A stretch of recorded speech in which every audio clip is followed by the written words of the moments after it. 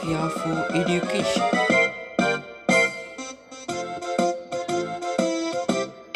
Students, நாங்கள் இதுவரைக்கும் படித்தது யூனிட் 1, 2, 3.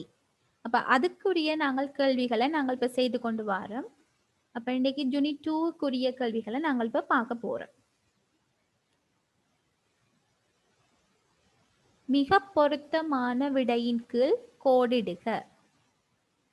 முதலாவது கேள்வி, கணினி மென்பொருளுக்கு உதாரணமாக அமையாதது.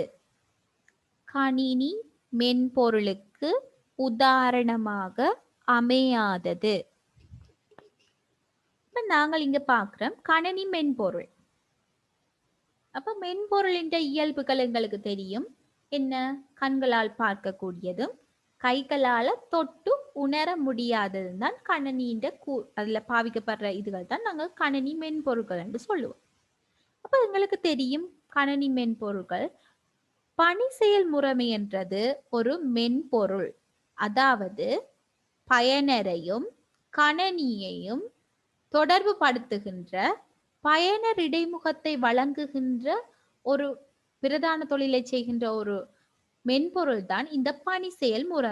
அப்ப அந்த கணினியை இயக்கிறதுக்கு மிக முக்கியமான மென்பொருள் பணி செயல்முறை என்பது ஒரு மென்பொருள். இப்ப நாங்கள் பணி செயல்முறையை பற்றி படிச்சினாங்கள். அப்ப அது ஒரு மென்பொருள் என்று படிச்சினாங்கள். ஆகவே கணினி மென்பொருளுக்கு உதாரணமாக அமையாதது என்று கேட்டா அது பிழை. பணி செயல்முறை வராது. பணி செயல்முறை என்ன? ஒரு மென்பொருள். அடுத்தது நாங்கள் பார்க்க போறோம் சொல்முறை வழிப்படுத்தல். சொல்முறை வழிப்படுத்தல் என்றா என்ன? வேர்ட். சொல்முறை வழிப்படுத்தல் என்பது வேர்ட். அப்ப அது என்ன? ஒரு அப்ளிகேஷன். அப்ப அப்ளிகேஷன் சாஃப்ட்வேர். அப்ப அது ஒரு மென்பொருளுக்கு உதாரணம். அடுத்தது பாத்தீங்கன்னா தெரிவிப்பி என்றா என்ன? தெரிவிப்பி என்றது மோனிட்டர். மோனிட்டர் எங்களால கண்களால் பார்க்க முடியும், கைகளால தொட்டு உணரக்கூடியது. கண்களால பார்க்க கூடியதும் கைகளால தொட்டு உணரக்கூடியதும் என்ன? வெண்பொருள். அப்ப வெண்பொருளுக்கு தான் தெரிவிப்பி அதாவது மோனிட்டர் உதாரணம். அப்ப எங்களோட கேள்விக்கு விட என்ன? இந்த தெரிவிப்பி.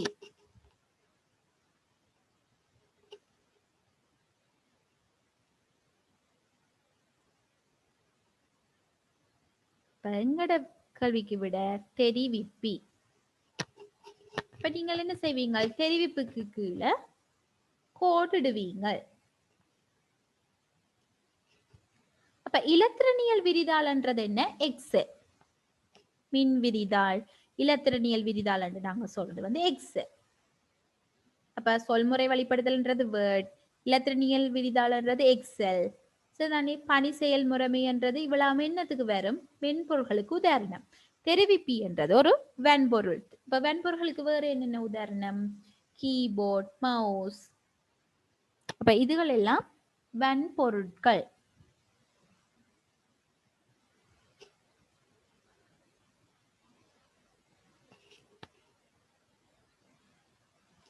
அடுத்த இரண்டாவது கேள்விக்கு வருவோம். மைய முறைவழி அலகு குறிப்பது. மைய முறைவழி அலகு குறிப்பது.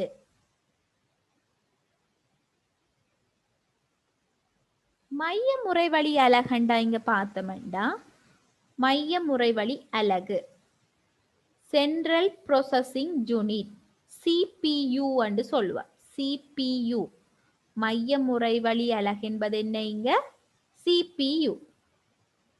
கேள்வியை கவனிங்கோ. மூன்றாவது கேள்வி, ஒரு மில்லி செகண்ட் எதற்கு சமனானது? ஒரு மில்லி செகண்ட் எதற்கு சமனானது? அப்ப மில்லி என்று தெரியும் எங்களுக்கு 10^3. அப்ப 0.001 ஒரு செகண்ட். அப்ப இதுக்கு விட 0.001 செகண்ட், அதாவது 10^3.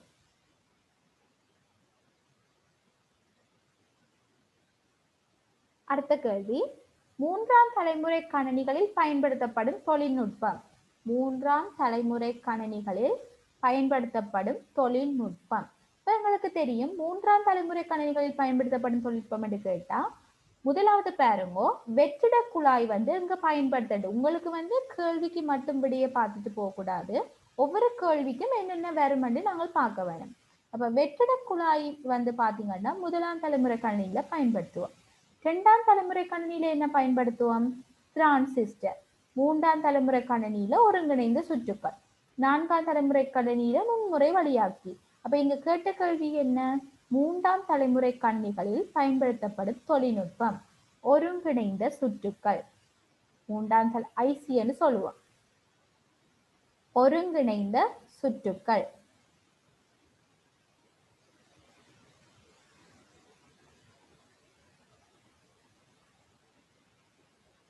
அடுத்த கேள்வியை பார்ப்போம். 5வது கேள்வி. ALU குறிப்பது. ALU என்றா என்ன? Arithmetic Logic Unit. அது எதிண்ட பாகம் எங்களுக்கு தெரியும். கணனியின் மூளை எனப்படுறது மைய முறை வழி அலகு. சரிதானே? அப்ப CPU வந்து பயன்படுத்தும், சென்ட்ரல் ப்ரோசஸிங் யூனிட். அப்ப அதுல அதிண்ட பாகங்களை பார்த்தீங்கன்னா தெரியும். கட்டுப்பாட்டு அலகு CU, அடுத்தது வந்து ALU, அதாவது எண்கணித தர்க்க அலகு. அடுத்தது என்ன? நினைவக பதிவகம். அப்ப 3 பகுதிகளை கொண்டுள்ளது. அப்ப ALU குறிப்பது வந்து எண்கணித தர்க்க அலகு. ALU என்றா எண்கணித தர்க்க அலகு. மையமுறை வழி அலகின்ற ஷார்ட்கட் என்ன? CPU என்று குறிப்போம். மையமுறை வழி அலக ஷார்ட்டா என்று சொல்லுவோம் CPU என்றுவோம். இது வந்து பணி செயல்முறைமையை சொல்லுவோம் ஆப்ரேட்டிங் சிஸ்டம் OS என்று சொல்லுவோம், கேபிட்டல் OS. அப்ப எங்களுக்கு தெரியும்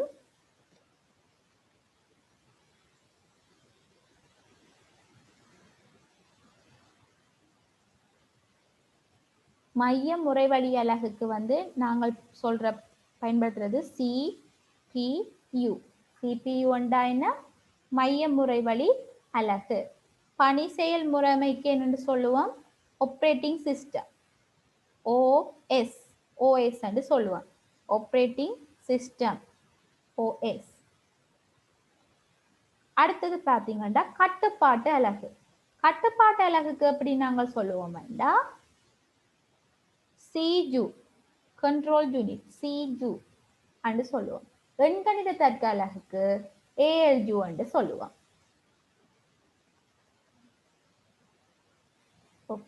அப்ப விட எண்கணித தர்க்க அலகு.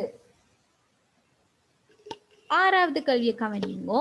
ஒளியியல் ஊடக சாதனங்களுக்கு உதாரணமாக அமையாதது. ஒளியியல் ஊடக சாதனங்கள், ஆப்டிக்கல் டிவைசஸ். அப்ப ஒளியியல் ஊடக சாதனங்களுக்கு உதாரணமாக அமையாதுன்னு பார்த்தீங்கன்னா CD, கம்பேக்ட் டிஸ்க் வந்து என்ன?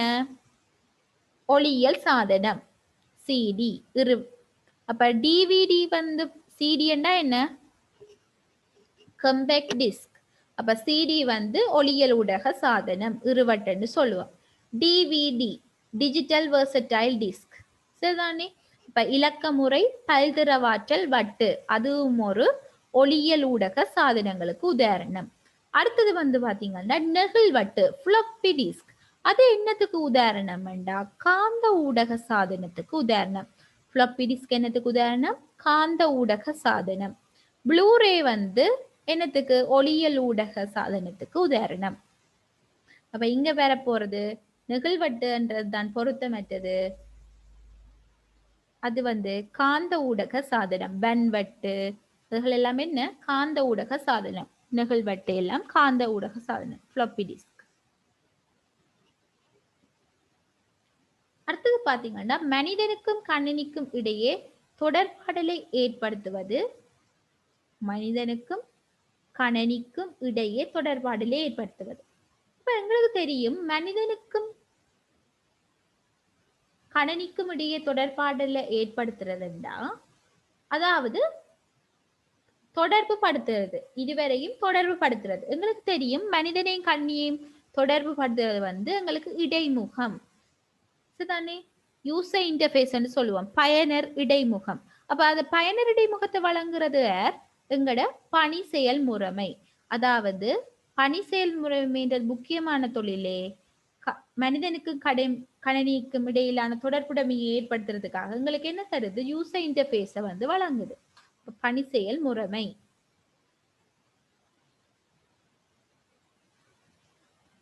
எட்டாவது கேள்வியை கவனிங்கோ.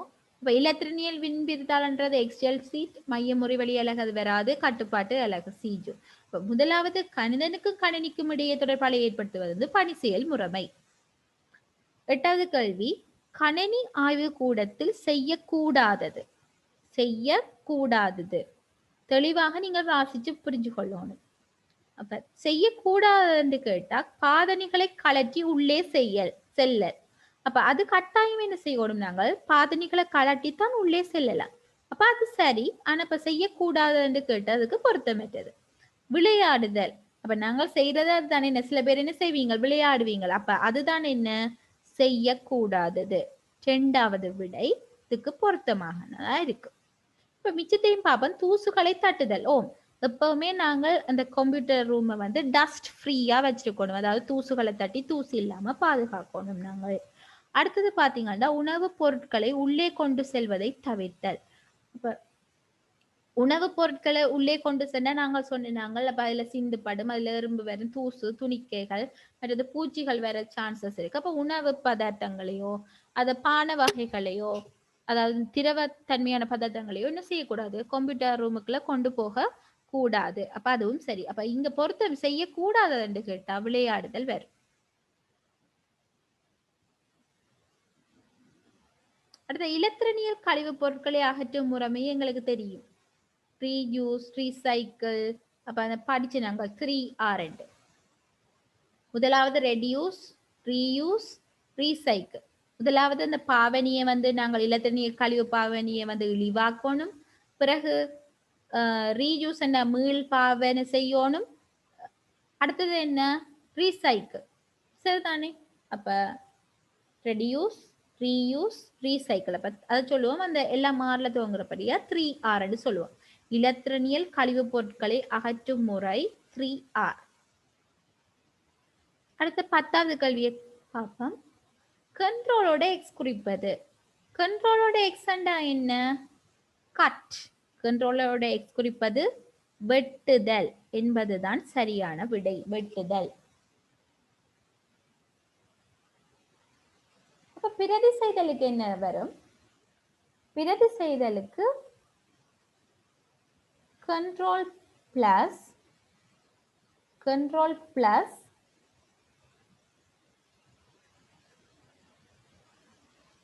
சி. பிரதி செய்தல் அல்லது நகல் செய்தல் என்று கேட்டுச்சுன்னா கண்ட்ரோல் பிளஸ் சி காப்பி பண்றதுக்கு வரும். அடுத்தது எங்களுக்கு தெரியும் பேஸ்ட் பண்றதுக்கு. பேஸ்ட் பண்றதுக்கு என்னத்தை பயன்படுத்துவோம் நாங்கள்? Control plus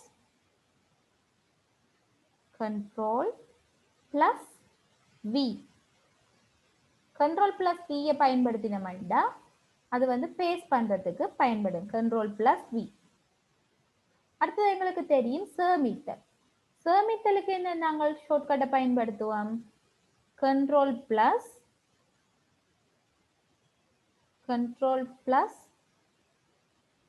S. சேமித்தல்.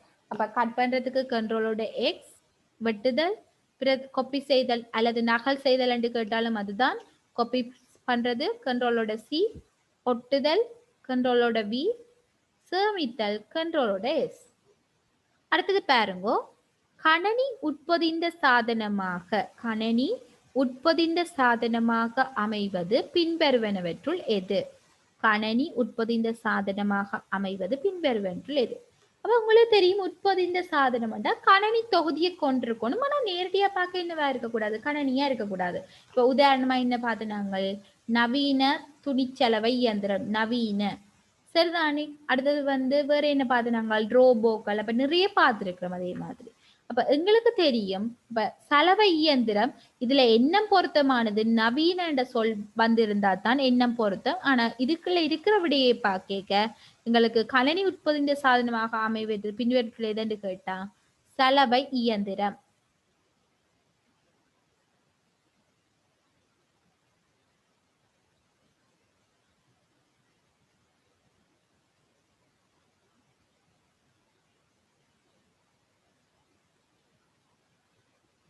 துணிச்சலவை இயந்திரம் வாஷிங் மிஷின் வந்து ஒரு கணனி உட்பொதிந்த சாதனமாக அமைவது பின்வருட்டு எதென்று கேட்டா சலவை இயந்திரம் உட்பொதிந்த சாதனங்களுக்கு உதாரணமாக அமையும். இதைவிட தொலைக்காட்சி செதானி நவீன தொலைக்காட்சி என்பனவும் அதுக்கு உதாரணமாக அமையும். நீங்க உங்களோட புக்ஸ்ல பார்த்திருப்பீங்க. ஓகே, அடுத்தது பார்க்க போறோம் இருவட்டுக்கள் கொள்திறன் பற்றிய கூற்றுக்களுள் சரியானது. அப்ப சொல்லுங்க பாப்போம், இருவட்டுக்கள் எது வருமண்டு? இருவட்டுக்கு வந்து விடை உங்களுக்கு தெரிஞ்சு வச்சிருக்கணும் கட்டாயம். 650 MB தொடக்கம் 700 MB மட்டும்தான் வரும். இருவட்டுகளின் கொள்திறன் 650 MB தொடக்கம், இருவட்டண்டா என்ன? CD. CD கொள்திறன் 650 MB தொடக்கம் 700 MB மட்டும் வரும். MB என்றா என்ன? மெகாபைட். GB என்றா ஜிகாபைட். MBயை விட GB கூட. அப்ப இருவட்டுக்கள் ஒப்பீட்டளவில் இருவட்டுக்கள் கொள்திறன் குறைவு. இப்ப DVD ப்ளூரே டிஸ்கோட ஒப்பிடைக்க இருவட்டின் கொள்திறன் குறைவு. அதுதான் இப்ப இருவட்டு பாவிக்கிற அளவு என்ன செய்து வந்துட்டு அருகி கொண்டு வந்துட்டு.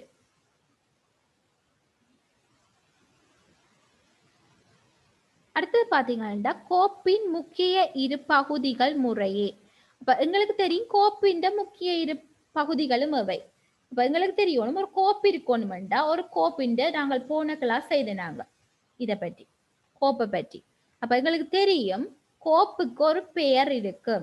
அடுத்தது வந்து அது எந்த ஆவணத்துல இருந்து தயாரிக்கப்பட்டதுன்றதுக்கான கோப்பின் நீட்சி இருக்கும். அப்ப ஒரு கோப்பின் முக்கிய இரு பகுதிகளும் அவை, கோப்பின் பெயர், அடுத்தது வந்து கோப்பின் நீட்சி.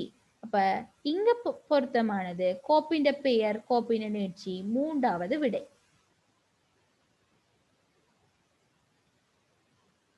கோப்பின் முக்கிய இரு பகுதிகளும் முறையே கோப்பின் பெயர், கோப்பின் நீட்சி.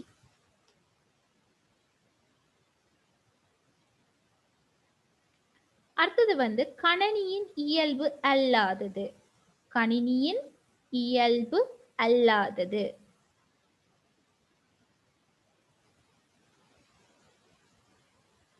இப்ப கணினியின் இயல்பு அல்லாததுண்டா வேகம் வந்து கணினியின் இயல்பு, ஸ்பீட் கூடினது. செம்மை வந்து கணினியின் இயல்பு. இங்க கணினிக்கு வந்து நுண்ணறிவுன்றது இல்ல. செயற்திறன் வந்து கூடினது கணினி. அப்ப நுண்ணறிவு தான் வரும் இந்த விடயம். அடுத்தது 15வது கேள்வி. இரண்டாம் தலைமுறை கணினியில் கதி அளக்கப்படும் அலகு.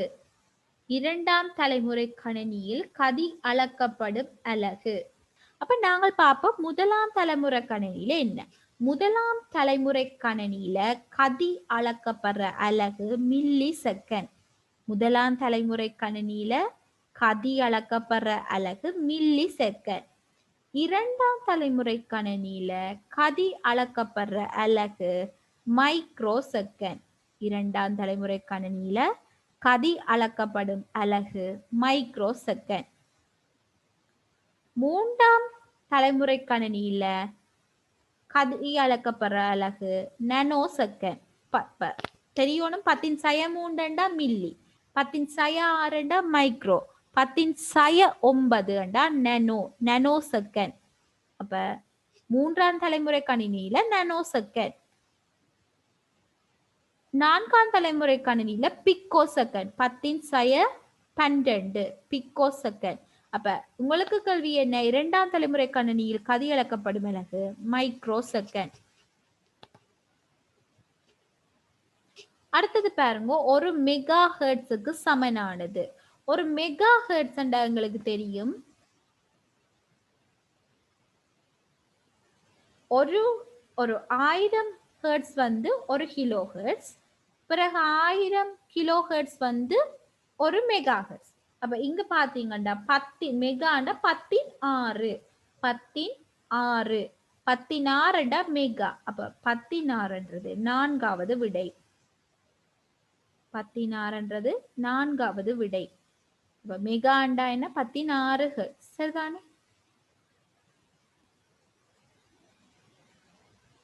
மைக்ரோ செகண்ட்ன்றது 10⁻6 செகண்ட். இங்க மெகா ஹெர்ட்ஸ்ன்றது 10⁻6.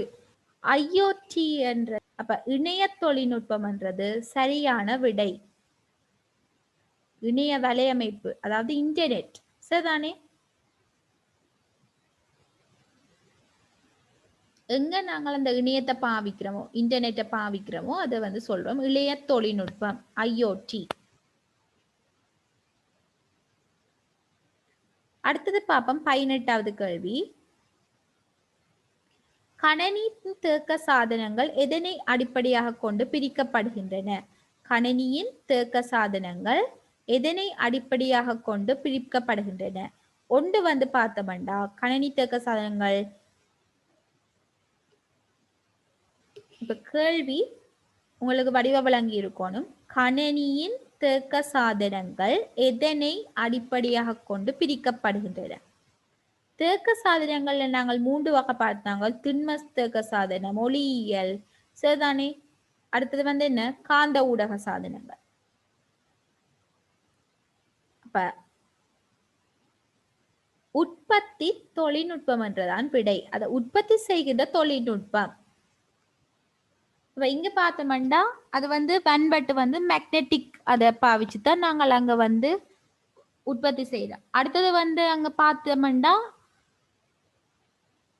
சிடி டிவிடி அதுகளெல்லாம் ஒளிய பாவிச்சுதான் நாங்கள் அந்த டேட்டாஸ் எல்லாம் ரைட் பண்றோம். அப்ப அங்க உற்பத்தி செய்யப்படுற தொழில்நுட்பத்தை பாவிச்சுதான் இந்த கணினி தேக்க சாதனங்கள் எதனை அடிப்படையாக கொண்டு பிரிக்கப்படுகின்றது என்பதை பார்த்தா உற்பத்தி தொழில்நுட்பம் என்பதுதான் சரியான விடை. அடுத்த கேள்வி பார்ப்போம். பின்வருவனவற்றில் மைய முறைவழி அலகின் பகுதியாக அமைவது. பின்வருவனவற்றுள் மைய முறைவழி அலகின் பகுதியாக அமைவது. அப்ப மைய முறைவழி அலகு அப்ப CPU என்று சொல்லுவோம். அப்ப CPU இந்த பகுதிகள் என்னென்ன? சிஜு கட்டுப்பாட்டு அலகு, ALU எண்கணித தர்க்க அலகு, மெமரி ரிஜிஸ்டர் சிதனை நினைவக பதிவகம். இப்ப இங்க பாத்தீங்களா பின்வருவற்றை மைய முறைவழி அலகின் பகுதியாக அமைவது கட்டுப்பாட்டு அலகு என்பதுதான் சரியான விடை. கட்டுப்பாட்டு அலகு. இந்த மைய முறைவழி எங்க இருக்குதுன்னு கேட்டா தாய்ப்பலகையில.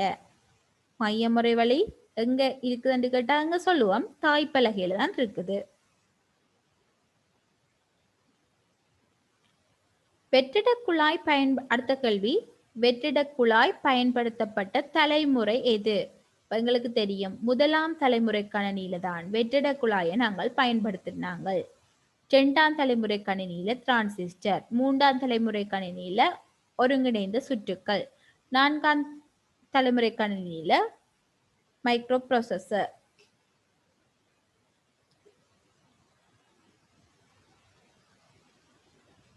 இருபத்தி ஓராவது கேள்வி. மைய முறைவழி அலகின் கதி டேஷ் எனவும் அழைக்கப்படும். மைய முறைவழி அலகின் கதி டேஷ் எனவும் அழைக்கப்படும். கடிகார கதி என்பதுதான் சரியான விடை. கடிகார கதி.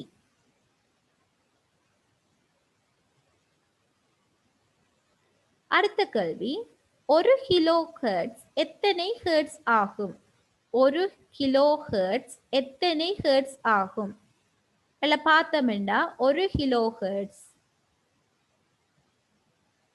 கிலோண்டா 10⁻3 அப்ப 1000 ஹெர்ட்ஸ் அதாவது முதலாவது விடை. இப்ப மெகா ஹெர்ட்ஸ் வந்து இருந்துச்சுதான்டா இரண்டாவது விடை சரி. மெகாண்டா 16. அடுத்தது வந்து ஜிகா ஹெர்ட்ஸ் வந்து இருந்துச்சுடா 19. அப்ப நீங்கள் அதன்படி போடுவீங்க. அப்ப இங்க கிலோ கேட்டபடியா 10⁻3 ஹெர்ட்ஸ் வரும். அதாவது 1000 ஹெர்ட்ஸ். 23வது கேள்வி. பயனர் இடைமுகத்தை வழங்குவது எது? பயனர் இடைமுகத்தை வழங்குவது எது?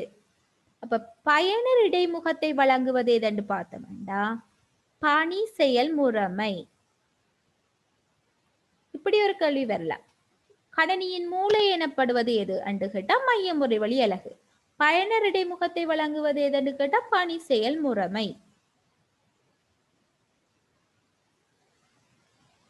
அடுத்த கேள்வி, பின்வருவனவற்றுள் பிறல் பொருள் வகைக்குள் அடங்காதது.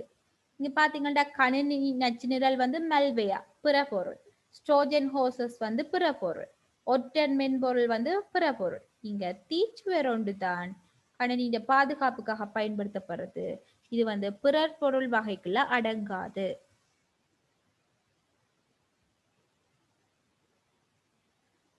இருபத்தஞ்சாவது கேள்வி, தொட்டுணரக்கூடியதும் வடிவம் கொண்டதுமான கணனி பாகங்கள் எவ்வாறு அழைக்கப்படும்? இப்போ தொட்டுணரக்கூடியதும் கைகளால் தொட்டு உணரக்கூடியதும் நாங்க பார்க்கக்கூடியமான பொருள் என்ன? வன்பொருட்கள், கணினி வன்பொருட்கள் தான் தொட்டு உணரக்கூடியதும் வடிவம் கொண்டதுமான கணினி பாகங்கள் வன்பொருட்கள் எனப்படும். இது நாங்கள் முதலே படிச்சினாங்க. அடுத்த கேள்விக்கு நகர்வோம். சரி, இணைக்குக. இப்ப நாங்கள் என்ன செய்ய போறோம்? இப்ப எதுக்கு எது சரி என்று இப்ப இணைக்க போறோம்.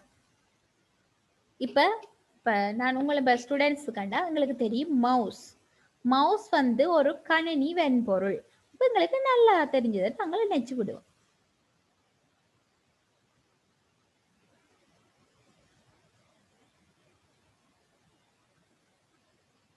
அடுத்து எங்களுக்கு தெரியும் மூன்றாம் தலைமுறை கணினி ஒருங்கிணைந்த சுற்றுக்கள். CPU எங்களுக்கு தெரியும் ALU. CPU பகுதி வந்து ALU. எங்களுக்கு தெரியும் பாஸ்வேர்டு என்னத்துக்கு போடுவோம் கம்ப்யூட்டர்ல? அணுகு கட்டுப்பாட்டுக்காக பாஸ்வேர்ட் போடுவோம். அடுத்தது வந்து எங்களுக்கு தெரியும் iOS என்றது பணி செயல் முறைமைக்கான ஒரு உதாரணம். iOS இப்ப நாங்கள் படிச்சினாங்க. அப்ப CPU வந்து ALUக்கு, iOS பணி செயல் முறைமை, மவுஸ் வந்து ஒரு மென்பொருள், பாஸ்வேர்டு என்னதுக்காக போடுவோம்? அணுகு கட்டுப்பாடுக்காக, மூன்றாம் தலைமுறை கணினி ஒருங்கிணைந்த சுற்றுக்கள். டியர் ஸ்டூடெண்ட்ஸ், தொடர்ந்தும் கியாஃபோ எஜுகேஷன் மூலமாக நடாத்தப்படும் வகுப்புகளில் கலந்து கொள்ள இந்த சேனலை சப்ஸ்கிரைப் பண்ணுங்கள், பெல் பட்டனை கிளிக் பண்ணுங்கள்.